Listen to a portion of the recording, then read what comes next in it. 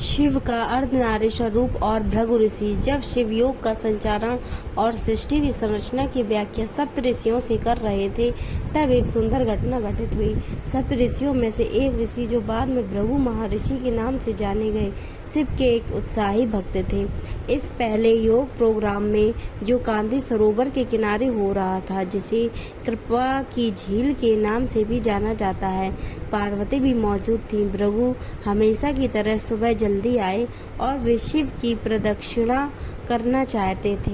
पार्वती शिव के करीब बैठी थी, परंतु भृगु ने दोनों के बीच से होते हुए शिव की परिक्रमा पूरी की, क्योंकि वो सिर्फ शिव की प्रदक्षिणा करना चाहते थे, पार्वती की नहीं।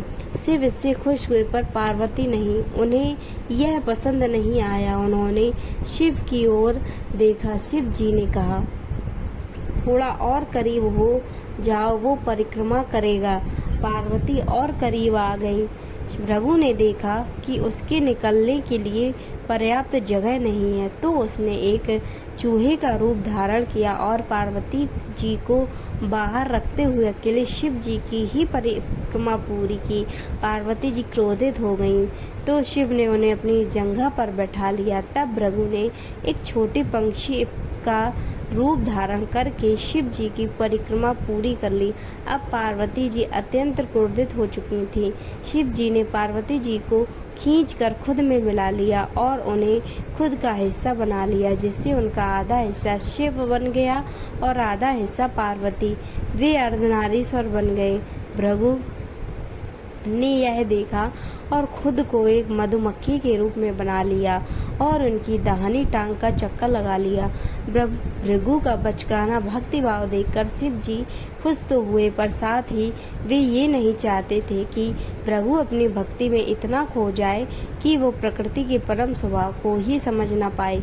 तो वे सिद्धासन में बैठ गए। अब भृगु के पास कोई रास्ता नहीं बचा था कि वो सिर्फ शिव या उनके शरीर के किसी हिस्से का चक्कर लगा सके। अगर उन्हें अब परिक्रमा करनी थी, तो दोनों सिद्धांतों, स्त्रियों और पौरुष दोनों की ही करनी पड़ेगी। यह कहानी हमें संप्रेषित करती है कि जब हम योग की बात करते हैं, तो हम सभी आयामों के समावेश की बात करते हैं। यह कोई व्यायाम या प्रक्रिया नहीं है जिससे आप सेहतमंद होते हैं। यह मानव जाति की परम कल्याण के बारे में है, जिसमें जीवन का कोई भी पहलू बाहर नहीं रखा जा सकता। यह ऐसे आयाम को छूने के बारे में है जो सारे आयामों से परे है। यह एक ऐसे तंत्र के बारे में है जिससे आप अपने पहले से मौजूद तंत्र, जैसे शरीर, मन, भावनाएं और ऊर्जा को परमात्मा तक जाने वाली सीढ़ी के रूप में इस्तेमाल कर सकें। यह एक ऐसी पद्धति है जिससे आप अपनी परम प्रकृति के लिए स्वयं को पहले कदम के रूप में तैयार कर सकें। तो दोस्तों, कैसी लगी हमें स्टोरी कमेंट बॉक्स में बताएं और ऐसी स्टोरी के लिए इस चैनल को सब्सक्राइब करें। धन्यवाद।